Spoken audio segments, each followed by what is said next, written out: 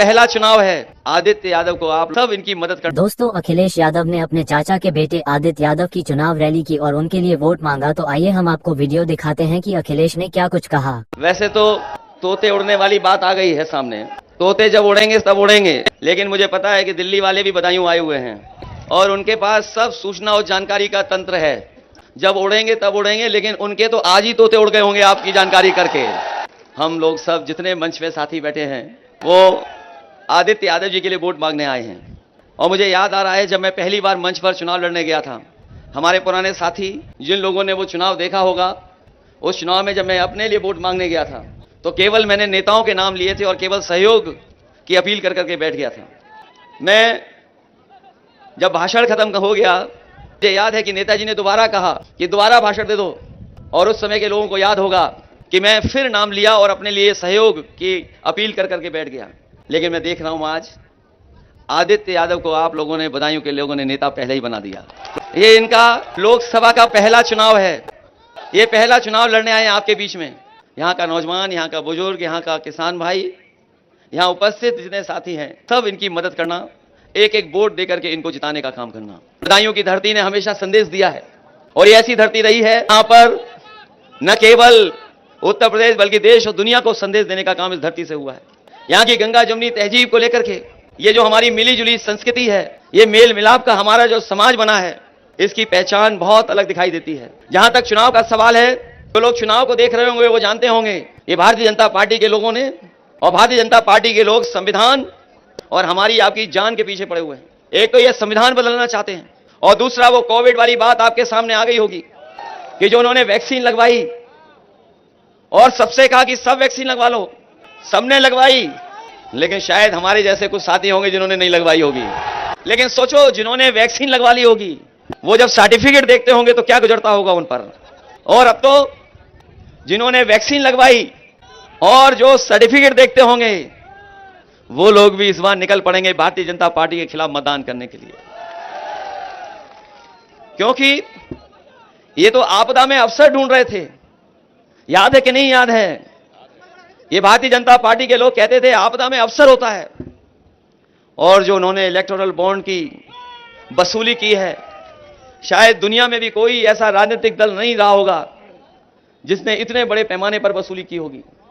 बड़े बड़े उद्योगपति, बड़े बड़े कारोबारियों से तो ले लिया पैसा इन्होंने, ईडी, सीबीआई, इनकम टैक्स का डर दिखा करके। लेकिन जो लंबी सूची आई है उसमें पता लगा है कि जिन कंपनियों ने वैक्सीन दी थी उन लोगों से भी इन्होंने चंदा वसूल लिया। तो न केवल संविधान को खतरा इनकी सरकार से, बल्कि इनके फैसलों से जान को भी खतरा है। और पिछले 10 साल में जितनी भी इन्होंने बातें की हैं सब झूठी बातें, और वादे भी झूठे निकले इनके। हमारे किसान भाई होंगे, याद होगा उनको, यही दिल्ली वाले आते थे और कहते थे हम किसानों की आय दोगुनी कर देंगे, और किसानों ने मेहनत की, किसानों ने तैयार हो गई अपनी फसल, जो आज के समय में लागत है वो लागत बढ़ गई। लेकिन बताओ, यहां तो सब किसान और किसान से परिवार के जुड़े लोग हैं। अगर किसी की भी आय दोगुनी हो गई हो तो बता दो। जब आय दोगुनी नहीं हुई, और बीच में आपको याद होगा, आपको कि इन लोगों ने काले कानून लाने का काम किया, और वो अगर काले कानून आ गए होते तो हमारा किसान और किसान की पैदावार उद्योगपतियों के हाथ में चली जाती।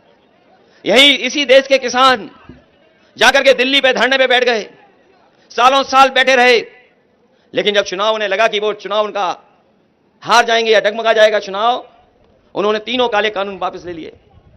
कानून वापस लेकर के ये फैसला नहीं लिया कि एमएसपी मिलेगी। हम अपने किसान भाइयों को आज कहना चाहते हैं, जो लोग ये नारा दे रहे हैं विकसित भारत बनेगा, हमारा देश विश्व गुरु बनेगा, हम बीजेपी के लोगों से कहना चाहते हैं, जिस दिन हमारे किसानों को जो कानूनी अधिकार है एमएसपी का, जिस दिन सरकार दे देगी, उसी दिन हमारा किसान तो खुशहाल होगा ही होगा, हमारा देश भी विकसित देश बनने की राह पे चल देगा। जहां इन्होंने विकसित यात्रा को गांव-गांव पहुंचाया था, अगर हमारे किसान भाई और जो प्रधान लोग बैठे होंगे यहां, अगर प्रधानों ने न सहयोग और मदद की होती तो इनके गांव में भी विकसित भारत के कोई कार्यक्रम नहीं हो पाते। और जब इन्हें वोट चाहिए था तो ये राशन दे रहे थे, और राशन में रिफाइंड तेल और न जाने क्या क्या दे रहे थे, नमक, और आज क्या दे रहे हैं आपको? आज आपको क्या मिल रहा है? ये बीजेपी के लोग सोच रहे हैं कि इसको खा करके स्वस्थ हो जाएंगे। बताओ, राशन, और बीजेपी के लोग कहते हैं कि हमने 80 करोड़ लोगों को राशन बंटवा दिया, और दूसरी तरफ कह रहे हैं कि हम गरीबी रेखा से लोगों को बाहर निकाल रहे हैं। हम अपने गरीब लोगों को कहना चाहते हैं, जिस तरीके से संपन्न लोग आजकल पैकेट का आटा खा रहे हैं, हमारे किसानों को कीमत नहीं मिल रही है, लेकिन जो संपन्न लोग हैं वो हमारे ही गेहूं के उद्योगपति ले लेते हैं और पैकेट में आटा का कारोबार कर रहे हैं। वो पौष्टिक भी है, स्वादिष्ट भी है। जहां हम लोग राशन भी देंगे, गुणवत्ता के साथ राशन भी देंगे, वहीं समाजवादी पार्टी ने यह तय किया है कि अपने गरीबों को पौष्टिक आटा के साथ साथ डाटा फ्री भी देने का काम करेंगे।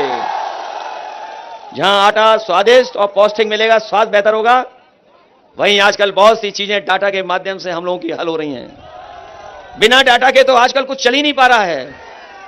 जब ये कंपनियां फोन दे रही थी तो उस समय सब कुछ फ्री था। जब सबके हाथ में चला गया तो कीमत वसूल रहे हैं, और आज इसके माध्यम से हर जानकारी हासिल हो रही है, सरकारी योजनाएं पहुंच रही हैं। सरकारी योजनाओं के साथ साथ अगर आपको जानकारी हासिल करना चाहते हो, इसके न केवल इससे हमारा बाजार चल रहा है बल्कि हमारा जीवन भी आसान कर दिया। इसलिए समाजवादियों ने कहा है कि स्वादिष्ट और गुणवत्ता के साथ पौष्टिक आटा तो देंगे ही देंगे, लेकिन अपने लोगों को डाटा देने का भी काम करेंगे। जहां किसान भाई कर्ज में डूब रहे हैं, और बीजेपी की सरकार में, पिछले 10 साल की सरकार में 1 लाख किसानों ने आत्महत्या की है। ये बीजेपी वाले बताएं कि उन्होंने 10 साल में उद्योगपतियों का साथ दिया कि किसानों का साथ दिया? अगर उन्होंने किसानों का साथ दिया होता तो 1 लाख किसान को आत्महत्या नहीं करनी पड़ती। जब कर्ज माफी की बात आई तो इन्होंने हमारे किसानों का कर्ज माफ नहीं किया, बड़े बड़े उद्योगपतियों का कर्ज माफ किया, बड़े बड़े जो कारोबारी हैं उनका कर्ज माफ किया, जो इनके खासम खास लोग थे उनका कर्ज माफ किया। हम अपने किसान भाइयों को कहकर के जा रहे हैं कि इंडिया गठबंधन ने तय किया है कि जब भी सरकार में आएंगे तो अपने किसानों का पूरा कर्ज माफ होगा। और इसलिए कर्ज माफ होगा क्योंकि ये उद्योगपतियों का, कारोबारियों का कर्ज माफ कर रहे हैं। इन बीजेपी वालों को गरीबों का कर्ज माफ न करना पड़े, तो नियम बनाया था कि 5 करोड़ से ऊपर जिसका कर्ज है उसका बैंक से माफ होगा। वो जानते थे कि अगर लाखों में कर्ज माफ करना पड़ेगा तो हमारे किसानों की भी गिनती आ जाएगी। इन्होंने जो नियम बनाया वो ये नियम बनाया कि 5 करोड़ से ऊपर जिसने कर्ज लिया है उसका कर्ज माफ होगा। लेकिन हमारे यहां सब लोग जानते होंगे, जो यहां पर मौजूद होंगे, उनका कर्ज लाखों में होगा, करोड़ों में नहीं होगा। इसलिए अगर वो 16 लाख करोड़ बड़े बड़े उद्योगपतियों का माफ कर सकते हैं तो लाखों का कर्ज हम लोग किसानों का माफ कर करके उनको खुशहाल बनाने का काम करेंगे। जहां एक तरफ हमारा किसान महंगाई से लेकर के परेशानियों का सामना करना पड़ रहा है उसको, वहीं हमारे नौजवानों के हाथ में कुछ है ही नहीं। जो कुछ ये पा सकते थे वो सरकार ने छीन लिया। यही नौजवान जो तैयारी कर रहे थे, मेहनत कर रहे थे, कोचिंग कर करके परीक्षा देने की तैयारी कर रहे थे, इन्होंने लगातार मेहनत की, और जब परीक्षा देने जाते थे और जब घर लौट करके आते थे तो पता लगता था कि परीक्षा का पेपर लीक हो गया। और परीक्षा का पेपर एक लीक नहीं हुआ है, अगर पूरे पेपर गिनोगे तो अभी तक 10 से ज्यादा पेपर लीक हुए हैं, 10 से ज्यादा पेपर लीक हुए।